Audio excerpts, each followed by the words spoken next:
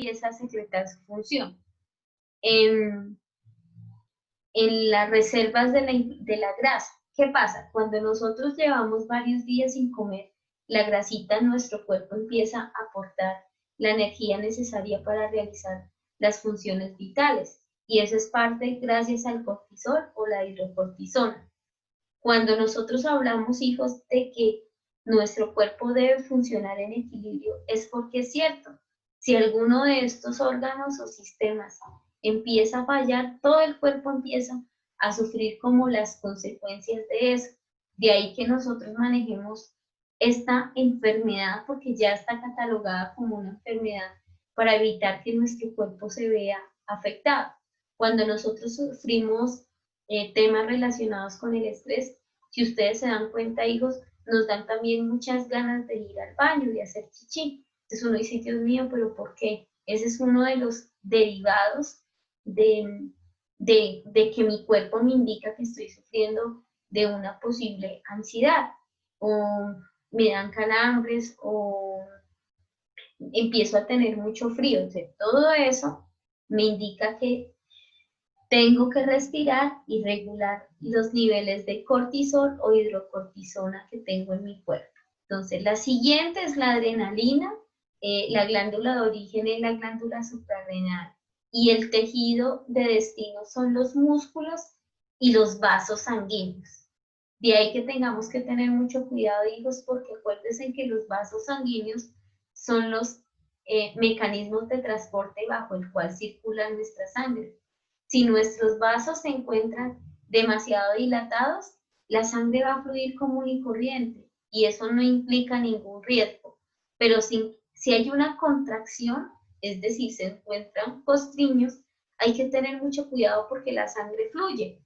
Pero si no tiene por dónde, es cuando vienen los accidentes cerebrovasculares o las trombosis, que es una ruptura la trombosis, que es cuando vienen las células sanguíneas y se depositan en un determinado lugar y me crean un tapón. Entonces, eso impide que haya flujo de oxígeno hacia los demás órganos del cuerpo. Entonces, la adrenalina, ¿qué es lo que hace en mi cuerpo? Aumenta la presión sanguínea, el ritmo cardíaco y metabólico, los niveles de azúcar en la sangre, dilata los vasos sanguíneos y también se libera al realizar ejercicio físico. Entonces, si ustedes se dan cuenta, hijos, viene un aumento, pero viene un equilibrio también. Eso se encarga la adrenalina en nuestro cuerpo, es la respuesta que nosotros tenemos hasta ante una situación de peligro o de algo que me advierte que tengo que estar alerta. Luego viene la norepinefrina, que la produce la glándula suprarrenal. También va a ejercer su tejido de destino los músculos y los vasos sanguíneos. Entonces, ¿de qué se encarga? Del aumento de la presión sanguínea, el ritmo cardíaco y produce vasoconstricción. Lo que estamos hablando hace que los vasos sanguíneos se recojan y pues eso implica el flujo normal de sangre a nuestro cuerpo. Eso también, ¿para qué se hace? Cuando nosotros estamos muy acelerados, dice uno, pucha, siento ese corazón a mí, entonces la norepinefrina lo que hace es tratar de tranquilizar o nivelar ese síntoma o esa situación que se está generando en mi cuerpo. Luego sigue el glucagón. La glándula de origen, ¿quién es? El páncreas. ¿Cuál es el tejido de destino? El hígado. Entonces, estimula la conversión del glucógeno, los hidratos de carbono, en glucosa. Regula el nivel de glucosa en la sangre. Entonces, el glucagón es lo que hace que nosotros convertamos los hidratos de carbono, que son básicamente moléculas presentes en los alimentos formadas de hidrógeno y carbono, y que hace que junto con el oxígeno se produzca la glucosa en nuestro cuerpo. ¿Qué es la glucosa? Recordemos que la glucosa es el combustible que nosotros necesitamos para realizar las funciones vitales a partir de la energía que ella aporta. Pero el glucagón también lo que hace es nivelar que esa glucosa no esté en exceso para que a mí me dé una diabetes, pero tampoco esté más muy bajita para que me pueda dar una hipo... ¿Cómo es que se me fue la palabra? ¿Cómo se llama cuando uno tiene el azúcar muy bajita? ¿Alguien sabe? No es hipocalcemia porque es el calcio. Que nos dé... Hipoglicemia. Muy bien, gracias Daniela. Una hipoglicemia. Entonces, hipoglicemia, gracias. Hipo quiere decir por debajo, que también mi nivel de azúcar no esté muy bajito, porque entonces voy a sentir cansancio, todo el tiempo fatiga, y de ahí a que se me suba el azúcar es un pasito. Entonces, ese glucagón es lo que me regula los niveles de azúcar en mi cuerpo. Luego viene la insulina. La insulina es una glándula que la genera el páncreas, que el destino es todo el cuerpo y también junto con el glucagón va a regular los niveles de azúcar en la sangre, aumenta los niveles de glucógeno.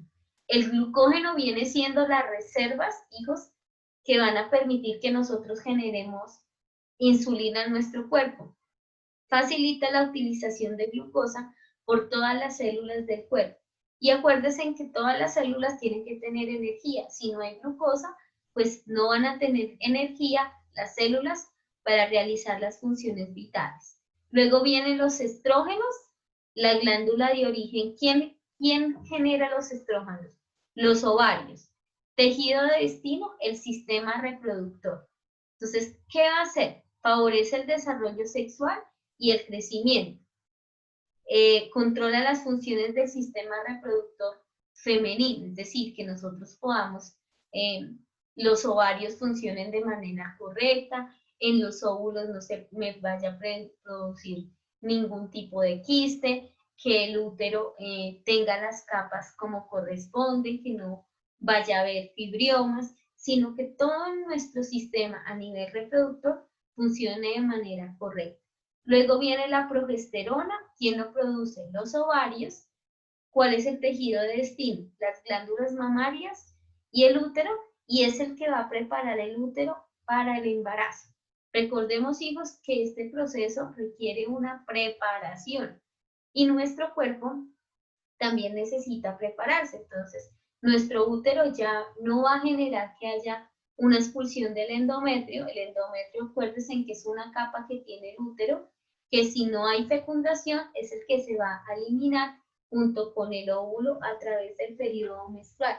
Pero también la progesterona prepara a ese útero para el embarazo. ¿Para qué? Para que se pueda formar la placenta, y la placenta, recordemos, que es la que va a permitir alojar al bebé y nutrirlo durante los 9 meses del embarazo. Y por último tenemos la testosterona. Entonces, la glándula de origen, ¿quién es? El testículo, el tejido de destino, todo el cuerpo. ¿Y de qué se encarga? De favorecer el desarrollo sexual y el crecimiento específicamente de los caracteres sexuales masculinos, y se va a encargar de que el funcionamiento del sistema reproductor masculino esté de manera óptima, o digámoslo así, que funcione de manera adecuada desde su nacimiento hasta su senectud, es decir, hasta que ya nos encontremos en la edad adulta, en la edad de los venerables, como dice uno. Entonces, hijos, esto básicamente viene siendo el resumen del funcionamiento de las glándulas hormonas y la función que se ejercen en el sistema endocrino en el ser humano.